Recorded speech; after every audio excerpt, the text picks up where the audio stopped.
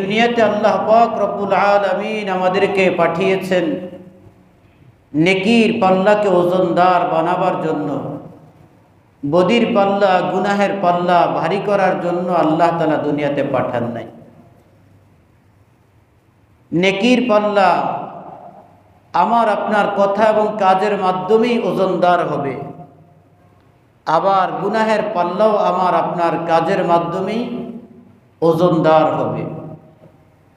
আমি আর আপনি যখন মায়ের গর্ভের মধ্যে যখন ছিলাম, তখন আমরা একাই মাতৃগর্ভের মধ্যে ছিলাম। কেউ আমাকে খাবার দাবারের ব্যবস্থা করতে পারত না। যিনি আমাকে মায়ের গর্ভে, মাতৃগর্ভে যিনি আমার সব কিছু দেখাশোনা করেছেন, তিনি হলেন কে বলেন? আল্লাহ। এই কথাটা যে ব্যক্তি বিশ্বাস করে, স্বীকার করে, তার জন্য হেদায়েত অতি সহজ। সকল ধর্ম যারা নাকি নিজে মাবুদ বানায়া মাবুদের উপাসনা করে, তাদের স্ত্রীদের গর্ভে যখন সন্তান আসে, ওই সন্তানটাকেও দেখাশোনা করেন আল্লাহ। ওই সন্তানটাকেও লালন পালনের জিম্মাদারি আল্লাহ পাক রব্বুল আলামিন তার হাতে নিয়েছেন। এজন্য তিনি হলেন রব্বুল আলামিন। তিনি কি জোরে বলেন? রব্বুল আলামিন, বিশ্ব প্রতিপালক। আল্লাহ সুবহানাহু ওয়া তাআলা তিনি যখন মাতৃগর্ভে আমাকে আপনাকে প্রতিপালন করেছেন, লালন পালন করেছেন, তখন কেউ ছিল না। কিন্তু যখন আমি দুনিয়ার জমিনের মধ্যে যখন আসলাম, আমাকে নিয়ে সবাই আনন্দ উল্লাস করতেছে। কিছুদিন পরে আমি বড় হয়ে অন্যকে নিয়ে আমি আনন্দ উল্লাসের মধ্যে মত্ত হয়ে যাচ্ছি। কিন্তু আমি যে পর্যন্ত এত বড় হলাম, কে আমাকে এত বড় করলেন, কে আমাকে এতটুকু আসার সুযোগ করে দিলেন, তার কথা একটা বারের জন্য আমরা কেহ চিন্তা করি না, উপলব্ধি করি না। এরপরে আমাকে আপনাকে কিছুদিন এভাবে জীবন যাপন করার পরে আবার আল্লাহ পাক রব্বুল আলামিন, যিনি মায়ের গর্ভে আমাকে আপনাকে লালন পালন করেছেন, তিনি আবার মালাকুল মউতকে তিনি পাঠায়া হুকুম করবেন, যাও আমার অমুক বান্দার রিজিক শেষ, হায়াত শেষ, তার বাসস্থান শেষ, তার দুনিয়ার সমস্ত কিছুর আয়োজন শেষ, এখন তাকে সেখানে আর রাখা যাবে না, তাকে আমার কাছে নিয়ে আসো। আল্লাহ পাক এই হুকুমটা অবধারিত প্রত্যেকটা প্রাণী, প্রত্যেকটা মানুষের পিছনে করে রেখে দিয়েছেন, একেবারেই সকলের জন্য। সবাই বলতে সবাই, সবাই বলতে কি সবাই, সবার জন্য আল্লাহ পাকের এই হুকুম।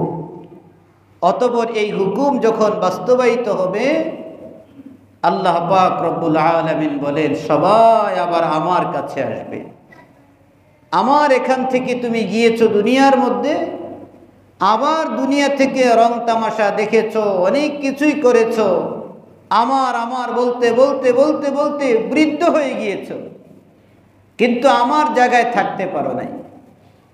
আমার আমার বলতে বলতে আমার আপনার জিন্দেগি একেবারে ছোট থেকে বড় হইতে হইতে আমার আপনার জিন্দেগি শেষ হয়ে যায়, কিন্তু আমার শব্দটা মুখ থেকে বের হওয়া বন্ধ হয় না। এটা কার? আমার। এটা কার? আমার। এটা কার? আমার। এ আমার করতে করতে আমার জিন্দেগি শেষ হলো, কিন্তু আমি আমার জায়গায় আর থাকতে পারলাম না। এটাই দুনিয়ার নিয়ম। ये तुम्हारा माल दौलत, ये तेरा शाही महल, ये तुम्हारा माल दौलत, ये तेरा शाही महल, या वो तुझको छोड़ देगा या उसे छोड़ेगा तो। এই দুনিয়ার জিন্দেগি এটা তোমার আমার, ये तुम्हारा माल दौलत, ये तेरा शाही महल। এই শাহী মহল, এই বালাখানা, এ মাল দৌলত। কবি বলতেছেন তার চরিত্র কি জানো? या वो तुझको छोड़ देगा या उसे छोड़ेगा तो। হয়তো সে তোমাকে ছেড়ে দিবে, অথবা তুমি তাকে ছেড়ে অন্ধকার কবরের মধ্যে চলে যেতে হবে। এই দুইটা ব্যতীত কোনোটাই কিন্তু খালি নাই। এই দুইটার কোনো না কোনো একটা হবেই। আমার জিন্দিগি করতে করতে শেষ করলাম, আমার রবকে চিনলাম না, আমার মালিককে চিনলাম না, আমার পালনেওয়ালাকে চিনলাম না, আমার খালেককে চিনলাম না, আমার মুক্তিদাতাকে চিনলাম না, কিন্তু আমার সব কিছু চিনেছি। বলে এখন তোমার সব কিছু কোথায়? তুমি তো এখন আমার কাছে। আমাকে একবারের জন্য বললা না আমার রব আল্লাহ, একটা বারের জন্য বললা না সুবহান রাব্বিয়াল আযীম। আমি আমার রবের, মহান রবের পবিত্রতা বর্ণনা করতেছি।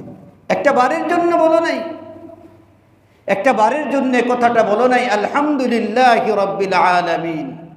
একটা বারের জন্য কথাটা বলে নাই আল্লাহ আমার তাকদীর যা রেখেছেন যাক আলহামদুলিল্লাহ, এটা বলো নাই কখনো। আজকে তো আবার ঘুরে ফিরে আমার কাছে আসছো। এই জিন্দেগিটাকে আমাকে পরিবর্তন করতে হবে। আল্লাহ পাক রব্বুল আলামিন ছোট্ট একটি সূরার মধ্যে আল্লাহ পাক রব্বুল আলামিন 4টি আয়াতের মধ্যে আমাকে আপনাকে নসিহত করেছেন। দুনিয়ার জিন্দেগিতে যদি তুমি শাহী মহলের মধ্যে জীবন যাপন করো, আর যদি তুমি কুরে গুরের মধ্যে জীবন যাপন করো, দুনিয়ার জিন্দেগিতে যেখানে তোমার জীবন যাপন হোক না কেন, যদি তোমার আমল নামার মধ্যে যদি নেকির পাল্লা যদি ওজনদার যদি হয়, মৃত্যুর পরের তোমার ঠিকানা হবে সুখময়। আর যদি নেকির পাল্লা যদি হালকা হয়ে গুনাহের পাল্লা যদি ওজনদার ভারী হয়ে যায়, মনে রাখবে তোমার অবস্থা বড় কঠিন, ভয়াবহ, যন্ত্রণাদায়ক শাস্তির মধ্যে তোমাকে অবস্থান করতে হবে। জোরে বলেন নাউযুবিল্লাহ। فأما من ثقلت موازينه فهو في عيشة راضية। যে ব্যক্তির আমলনামা, যে ব্যক্তির নেকির পাল্লাটা ওজনদার হবে, যে ব্যক্তির নেকির পাল্লাটা ভারী হয়ে যাবে, যে ব্যক্তির আমলনামা ডান হাতের মধ্যে তার রব তাকে দান করবে, আল্লাহ পাক রব্বুল আলামিন বলতেছেন ফাহুয়া ফি ঈশাতির রাদিয়া। তার জীবন যাপন হবে এত সুন্দর, তার জীবন যাপন হবে এত সুখময়, সে তার রবের প্রতি সন্তুষ্ট, তার রব তার প্রতি সন্তুষ্ট থাকবে। আর যে ব্যক্তির আমলনামা ওজনদার হবে না, নেকির পাল্লা ওজনদার হবে, ওয়া আম্মা মান খাফফাত মাওয়াজিনুহু ফাউম্মুহু হাওিয়া। আর যে ব্যক্তির নেকির পাল্লা হালকা হয়ে যাবে, বদির পাল্লাটা ভারী হয়ে যাবে, আল্লাহ পাক রব্বুল আলামিন বলেন ফাউম্মুহু হাওিয়া, তার ঠিকানা হবে হাওিয়া নামক জাহান্নাম, তার ঠিকানা হবে যন্ত্রণাদায়ক শাস্তির স্থান, তার ঠিকানা হবে অঙ্গারে ভর্তি আগুন ভরপুর, সাপ বিচ্ছু ভরপুর গর্ত, ওই জাহান্নামের ঠিকানা হবে তার জন্য। তোমরা কি জানো? ওয়ামা আদরাকা মা হিয়া। আরে সেটা কি? এটা কি? এটা কেমন জাহান্নাম? এটা কেমন বস্তু? এটার শাস্তি কেমন? এটা কি তোমার জানা আছে কিনা? আল্লাহ পাক রব্বুল আলামিন নিজেই প্রশ্ন করতেছেন, আবার আল্লাহ তাআলা নিজেই উত্তর দিয়ে বলতেছেন মারাত্মক ভয়ঙ্কর জায়গার নাম, সেটা হলো নারুন হামিয়া। জোরে বলেন নাউযুবিল্লাহ। এটা হলো নারুন হামিয়া, জ্বলন্ত আগুন, যে আগুনের মধ্যে মানুষ এক সেকেন্ডের জন্য এভাবে দুনিয়ার আগুনের মধ্যে হাত রাখতে পারে না। আর এই দুনিয়ার আগুনের চাইতে হাজার হাজার গুণ বেশি আরো ভয়ঙ্কর জাহান্নামের আগুন। ওই আগুনের মধ্যে জ্বলতে হবে। কোন দুনিয়া নিয়ে ব্যস্ত আছি? হুজুররা বলতেছে, এরকম কত কথাই শুনি, অসুবিধা নেই, শুনতে থাকি, বলতে থাকুক। আসছি তো নামাজ পড়বো, কিছুক্ষণ কথা না শুনলে কেমন হয়? না ভাই, এটা কি এ কথা মনে না করা? এটা কোরআনের কথা, আল্লাহর সতর্কবাণী। আল্লাহ পাক রব্বুল আলামিন কাল কিয়ামতের মাঠে এই কথাগুলো আজকে আপনার আমার কানের মধ্যে পৌঁছতেছে, আজকে আপনার আমার হৃদয়ের মধ্যে উপলব্ধিতে আসতেছে। যদি কোরআন দিয়ে যদি আপনি যদি বিশ্বাস করেন, যদি মন দিয়ে যদি কোরআনটাকে বিশ্বাস করেন, আপনি যদি অনুভব করেন, আহারে আমার জিন্দিগিটা তো তাহলে বরবাদ, আমি তো কিছুই করতে পারলাম না, আমার নেকির পাল্লার দিকে যদি আমি যদি তাকাই, আগেকার মুরব্বীরা দেখতাম দোয়া করত, মুরব্বীরা হাত তুলে দোয়া করত, আল্লাহ যদি আমল নামার মধ্যে যদি নেকির দিকে যদি তাকায়, তোমার রহমতের আশা ছাড়া কোনো আশা করতে পারি না। অর্থাৎ আমার আমল নামায় যে পরিমাণ নেকি আছে, আল্লাহ তুমি যদি দয়া না করো, আমার মুক্তি পাওয়ার কোনো কি নাই, আশা নাই। আর যদি গুনাহের দিকে আল্লাহ তাকায়, জাহান্নাম ছাড়া কিছুই দেখতেছি না। একটা বারের জন্য কি আমরা বুকে হাত দিয়ে বলতে পারবো, রাতের বেলা একা একা শুয়া একটাবার চিন্তা করে দেখি আজকে সারাদিন কি পরিমাণ কুকর্ম করছি, আজকে সারাদিন আমি কি পরিমাণ কুকর্ম করেছি, আজকে সকাল থেকে নিয়ে সন্ধ্যা পর্যন্ত এই বিছানায় আসা পর্যন্ত কি পরিমাণ নাফরমানি আমি করেছি। একটাবার যদি আমি মানুষ যদি চিন্তা করতাম, আমার আল্লাহ আমাকে হেদায়েত দিয়ে দিতেন। কথা বলেন ঠিক কিনা?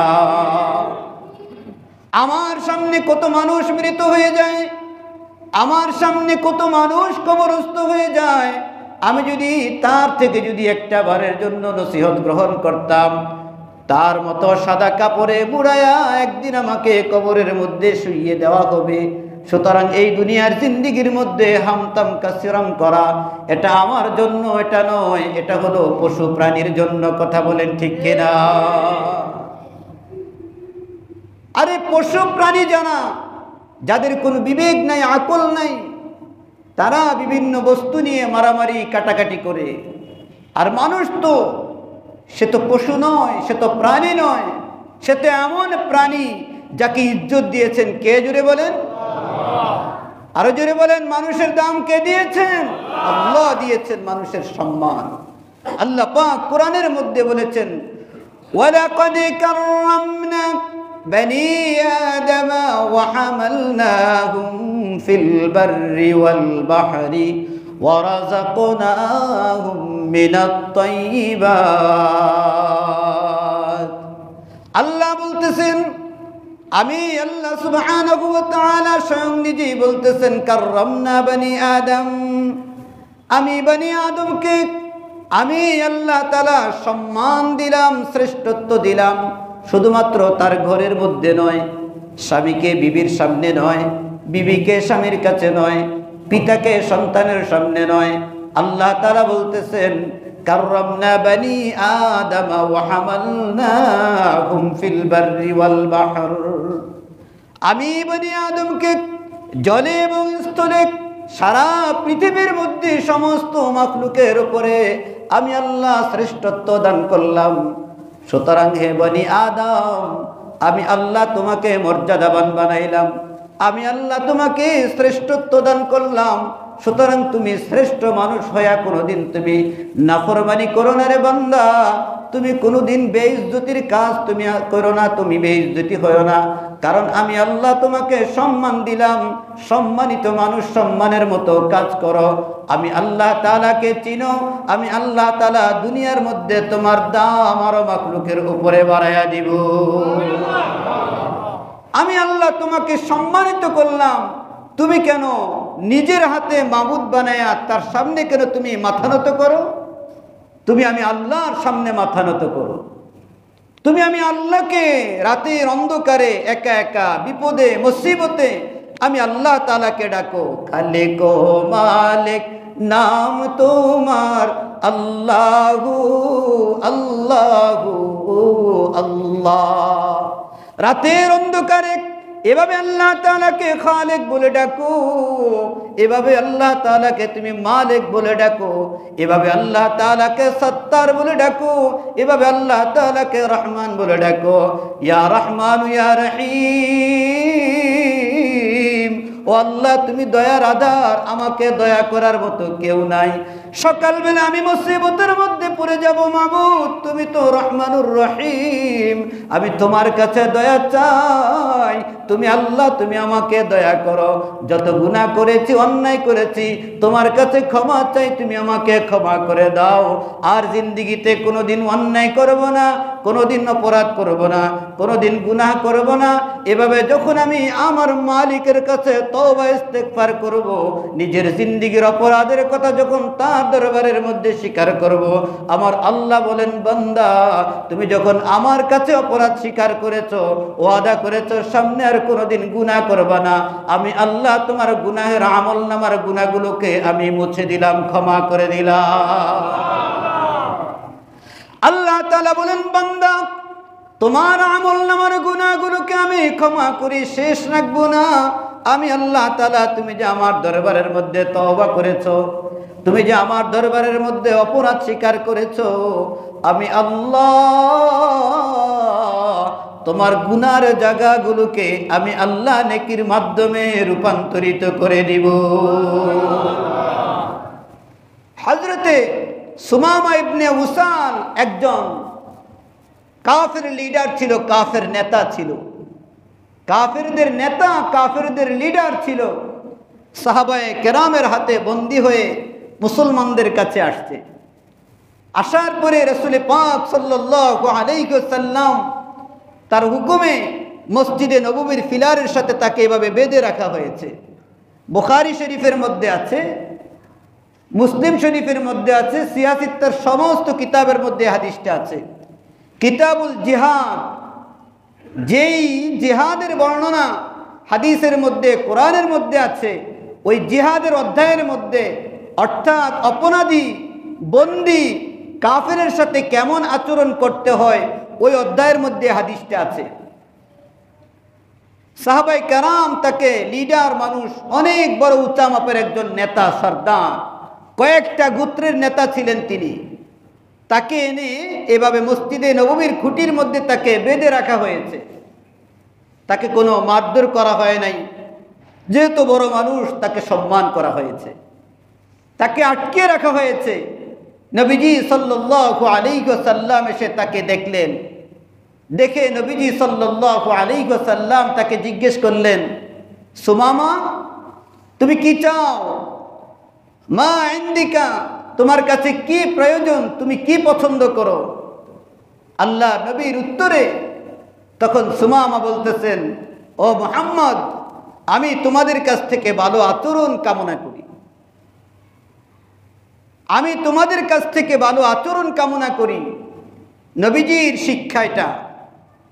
আল্লাহ নবী সাল্লাল্লাহু আলাইহি ওয়াসাল্লাম সুমামাকে যখন প্রশ্ন করলেন, সুমামা অন্তর থেকে তিনি কথাটা বললেন, মুহাম্মদ তোমাদের কাছ থেকে আমি ভালো আচরণ চাই, তোমরা আমার সাথে ভালো আচরণ করো। তবে আমি তোমাদের সাথে যেই অন্যায় করেছি, অপরাধ করেছি, তোমাদের অনেক মানুষকে আমি হত্যা করেছি। ও মুহাম্মদ, তোমরা যদি আমাকে হত্যা করো, তাহলে একজন অপরাধী মানুষকেই হত্যা করবে, তার মধ্যে কোনো সন্দেহ নাই। নিজের দোষের কথা স্বীকার করলেন, কিন্তু আমি তোমার কাছে ভালো আচরণ চাই। যদি আমাকে হত্যা করো, তাহলে তোমরা তোমাদের হত্যার বিনিময়ে আমাকে হত্যা করে ফেললা, এটা কোনো অন্যায়ের কোনো কিছু নাই, তোমরা সমান সমান কাটাকাটি করে ফেলেছো। আর যদি তুমি আমাকে ছেড়ে দাও, তাহলে তুমি একজন শুকরগুজার, একজন কৃতজ্ঞ মানুষকে তুমি ছেড়ে দিলা, আমি আজীবন তোমার কৃতজ্ঞতা স্বীকার করব। আর যদি তুমি আমার কাছ থেকে কোনো মুক্তিপণ চাও, তুমি যা চাও আমি তোমাকে তাই দিয়ে দিব। আল্লাহ নবী চলে গেলেন। দ্বিতীয় দিন আবার নবীজি আসলেন, এসে সুমামাকে একই কথা বললেন, তিনিও একই উত্তর দিলেন। তৃতীয় দিন আবার নবীজি সাল্লাল্লাহু আলাইহি ওয়াসাল্লাম সুমামার কাছে আসলেন। এসে তখন সুমামাকে পুনরায় ওই কথাগুলো বললেন যেগুলো প্রথম দিন, দ্বিতীয় দিন বলেছেন। সুমামা একই কথাবার্তা বললেন। আল্লাহর নবী সাল্লাল্লাহু আলাইহি ওয়াসাল্লাম সাহাবায়ে কেরামদের মধ্য থেকে একজন সাহাবীকে ডেকে বললেন, ও সাহাবী, সুমামাকে ছেড়ে দাও, তাকে হত্যা করার প্রয়োজন নাই, তার থেকে মুক্তিপণ নেওয়ার প্রয়োজন নেই, তাকে ছেড়ে দাও। সুমামাকে ছেড়ে দেওয়ার সাথে সাথে সুমামা বাড়ির দিকে দৌড় দেয় নাই। তৎকালীন সময় মসজিদে নববীর পাশে একটি খেজুর বাগান ছিল, আর তখন সেখানে একটি কুয়া ছিল। সুমামা ওই খেজুর বাগানের মধ্যে গেলেন, কুয়ার মধ্যে ঝাঁপ দিলেন, গোসল করলেন, আবার নবীজির দরবারে এসে মসজিদে নববীর মধ্যে হাজির হয়ে বললেন, মুহাম্মদ, তুমি আমাকে কালিমা পড়ে দাও, লা ইলাহা ইল্লাল্লাহু মুহাম্মাদুর রাসূলুল্লাহ। যারা বলেন সুবহানাল্লাহ। একজন লিডার, একজন নেতা, অনেক কয়েকটা গোত্রের নেতা, নবীজির আদর্শের কারণে তার দলবল সহ তখন একসাথে, সে যখন মুসলমান হয়ে গেছে, তার সাথীরাও তার সাথে অনেকেই মুসলমান হয়ে ইসলামকে ভারী করেছে, মজবুত করেছে নবীজির আদর্শ। বোঝানোর উদ্দেশ্য আমার অন্য কোনো কিছু নয়। বোঝানোর উদ্দেশ্য হলো আল্লাহর কাছে যখন বান্দা ক্ষমা চায়, আল্লাহ তাআলা বান্দাকে ক্ষমা করে দেন, আর বান্দা যখন বান্দাকে ক্ষমা করে দেয়, আল্লাহ তাআলাও বান্দাকে ক্ষমা করে দেন। কারণ ক্ষমা করা বান্দার সিফাত না, ক্ষমা করা হলো কার সিফাত? আল্লাহর সিফাত। ক্ষমা করা হলো আল্লাহর গুণ। যে ব্যক্তি আল্লাহ তাআলার গুণ তার মধ্যে আনে, আল্লাহ বলে, বান্দা তুই আমার গুণ নিয়েছো, এটা তো বহুত বড় একটা কাজ, যাও আমি আল্লাহ তোমাকে ক্ষমা করে দিলাম, আমি আল্লাহ তোমার তামাম জীবনের গুনাহ ক্ষমা করে দিলাম, এবং তোমার আমল নামার গুনাহগুলোকে আমি নেকির দ্বারা রূপান্তরিত করে দিলাম। ভাই সূরা কারিআ, এই সূরা কারিআর মধ্যে আমি যে খুতবার 4টা আয়াতে কারিমা তেলাওয়াত করেছি, প্রতিদিন প্রতিনিয়ত এ কথাটা মনে রাখি, আমার আমল নামার নেকির পাল্লাটা কি ওজনদার হবে নাকি হালকা হবে? আমি কি আমল নামা ডান হাতের মধ্যে পাবো নাকি বাম হাতের মধ্যে পাবো? আমার অবস্থা কি সুখময় ঠিকানার মধ্যে হবে নাকি আমার হাবিয়া নামক দুজক আমার জন্য অপেক্ষা করতেছে?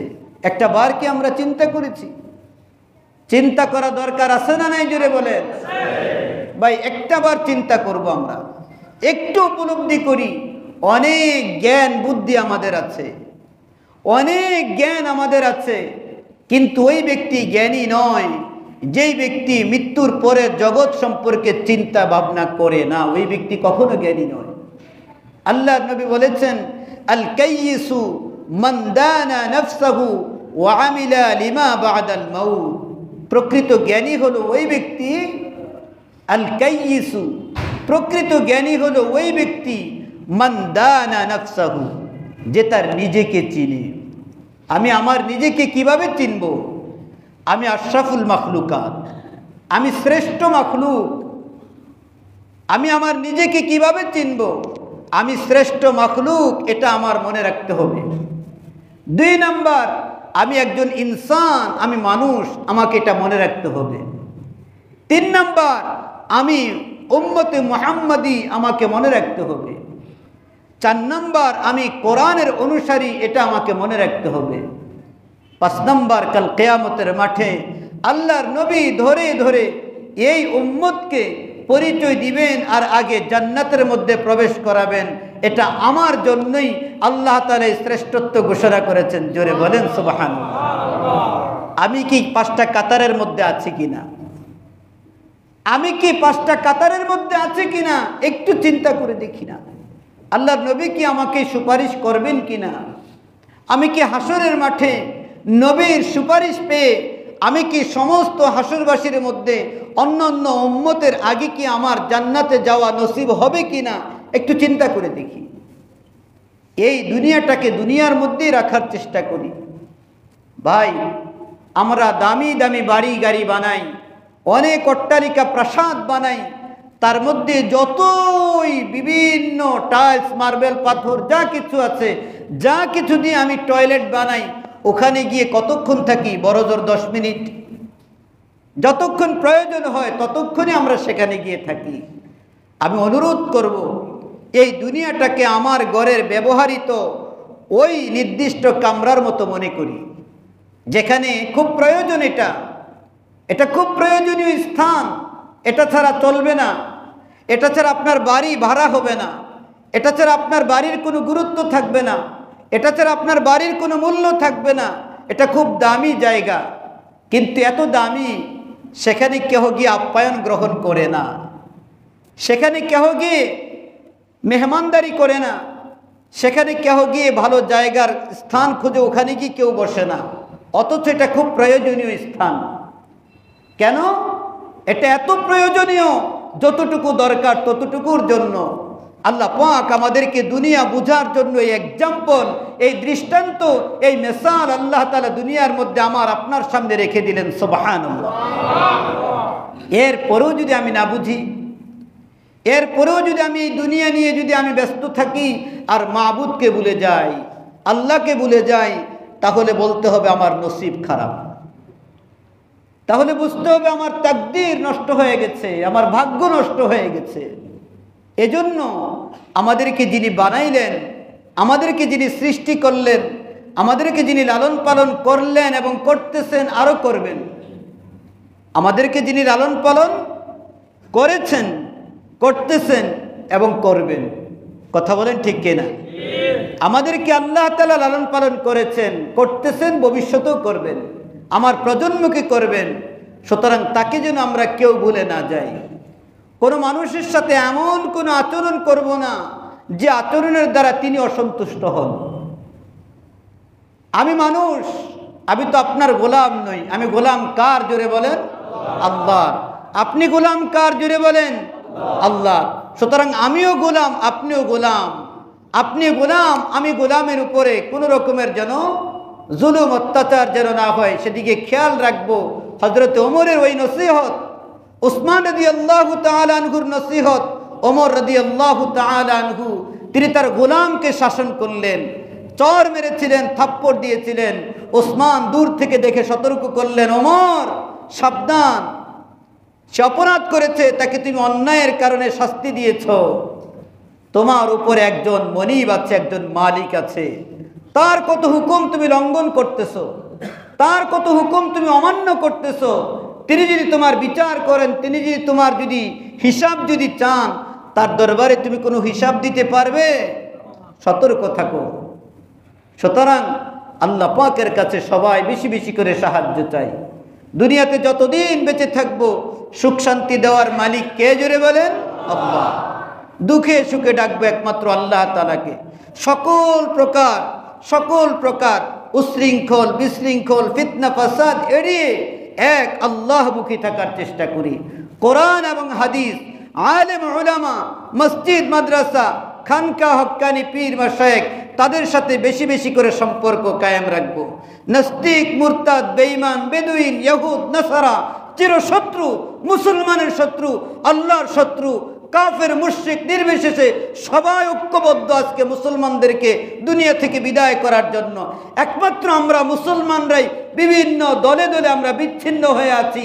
আমাদের এই 5টা আঙ্গুল যেমন এক একটা আঙ্গুল এক এক রকমের, কিন্তু একত্রিত করলে যেমন মজবুত হয়। মুসলমান ঐক্যবদ্ধ হও, সমস্ত কাফের পরাশক্তি পালাতে বাধ্য হবে। কথা বলেন ঠিক না বেঠিক? এজন্য ভাইও, মুসলমানের দুর্দিন চলতেছে, কখন যে আমরা কোন মুসিবতের মধ্যে পড়ে যাই এক আল্লাহ ছাড়া কেহ জানে না আমাদের ভাগ্যে কি আছে। এজন্য আমরা সবাই সতর্ক থাকব, দেশকে মহাব্বত করব, দেশের জনগণ নির্বিশেষ সকলকে মহাব্বত করব। আমার দ্বারা আমি কাউকে যেন কোনো ক্ষতি না হয় সেদিকে খেয়াল রাখব, এবং আল্লাহর দরবারে আমাকে হিসাব দিতে হবে এটাকে খেয়াল রাখব। আল্লাহ পাক আমাদের সকলকে বুঝার, আমল করার তৌফিক